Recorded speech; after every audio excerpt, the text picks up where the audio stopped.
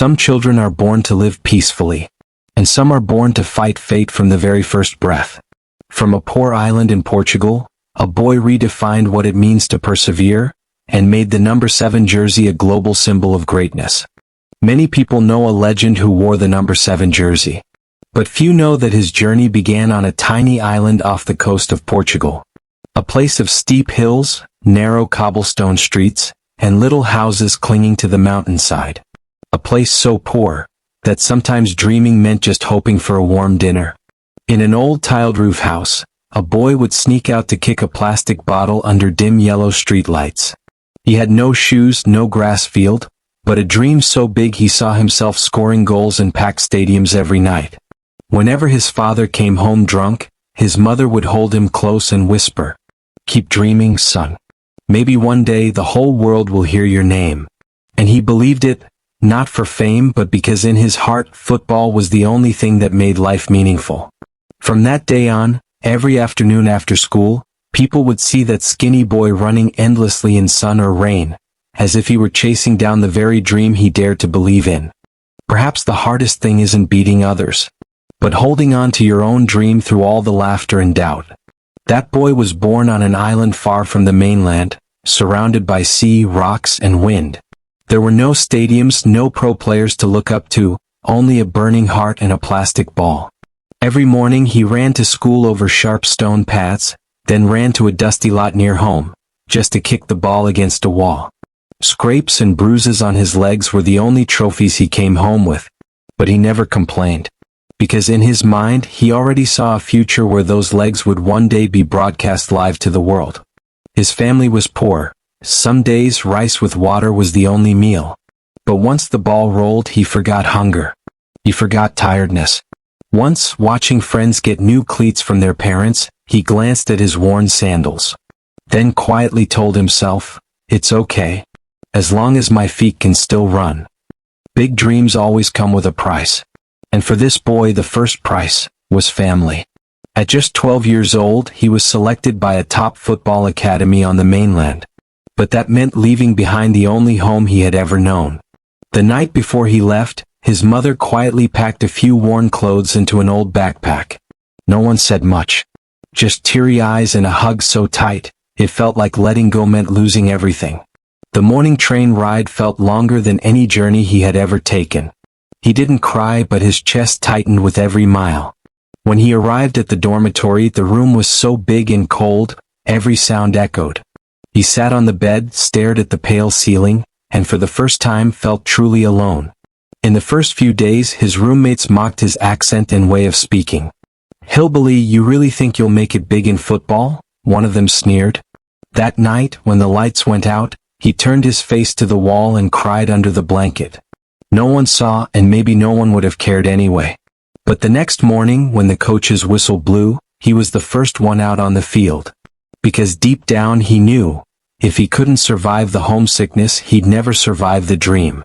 While boys his age were getting used to daily training, he was getting used to lying still as doctors placed wires and sensors all over his chest. One morning, after a routine health check, the doctor called him into a private room. His face no longer carried the usual calm. "Your heartbeat isn't normal," the doctor said in a low voice. "You could faint at any time, especially during intense exercise." The boy froze. His ears rang, drowning out everything else. Only one thought echoed inside: does this mean I can't play football anymore? A week later, the doctor recommended laser surgery to correct the rhythm. His mother flew in from the island, pale-faced, clutching her prayer beads tightly. Just before surgery, the nurse asked, "Are you scared?" He looked at her, then at his mother, and answered, "As long as I can still play football, I'm not scared." The operation was a success, but recovery was expected to take at least 2 weeks. Yet just 4 days later, he secretly returned to the training ground, without telling anyone. When the coach saw him, he gasped, "What are you doing here?" The boy smiled and said softly, "If my heart is beating again, I want it to beat with the ball."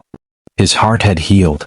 But the greatest challenge of his career was only just beginning. At 18, he was transferred to one of Europe's most prestigious football clubs. People said, "A kid from a tiny island, Dreaming of playing here? That club had a tradition. Jersey number 7 was worn only by true legends. And the coach, a man who trusted eyes over fame, gave that jersey to him. The number 7, simple in look, heavy in legacy. It came with the weight of expectations, of glory, and endless comparisons.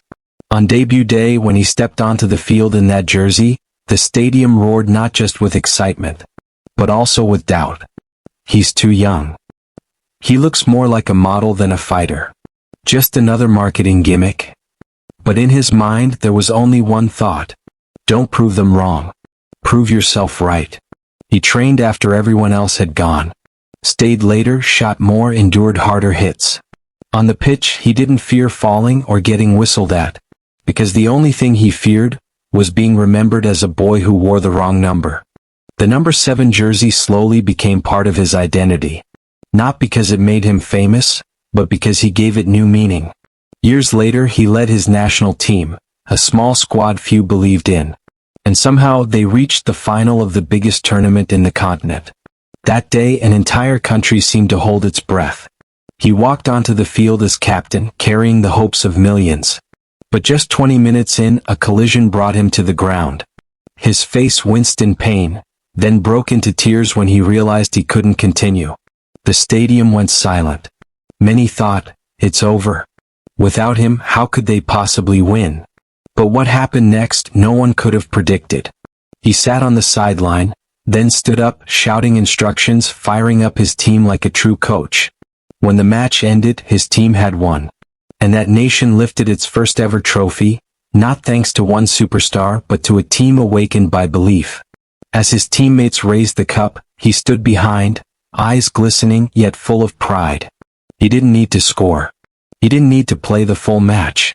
As long as his heart beat with the flag on his chest, he had already won. That trophy wasn't the finish line. It was just a pit stop on his endless pursuit. What followed were years of brilliance with top clubs around the globe. Trophies flowed in. Records fell like dominoes. He became the highest goal scorer in modern football history. Collected multiple Ballon d'Ors. Honored across continents. But what people often talk about isn't the numbers. It's the man behind the spotlight. A man who never got a tattoo because he wanted to donate blood regularly.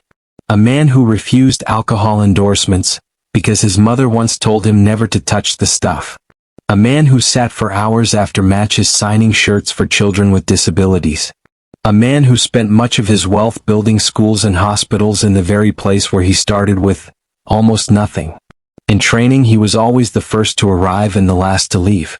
At an age when most retire, he still ran like time was the one trying to catch up. No one is perfect.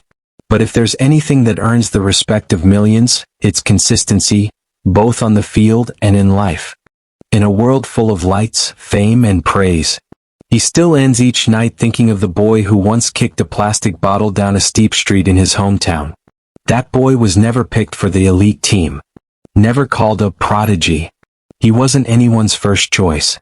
But every single day he chose himself, chose not to quit, chose to keep going. There were days he was benched. Seasons when critics said, his time is over. But instead of responding, he trained harder. Because he knew, no one can take your dream unless you hand it over first. Success doesn't belong to the most talented. It belongs to those who don't stop. And life doesn't ask you to be special, only to not give up on yourself. Because sometimes, the only thing separating an ordinary boy from a legend is choosing to believe in yourself when no one else does.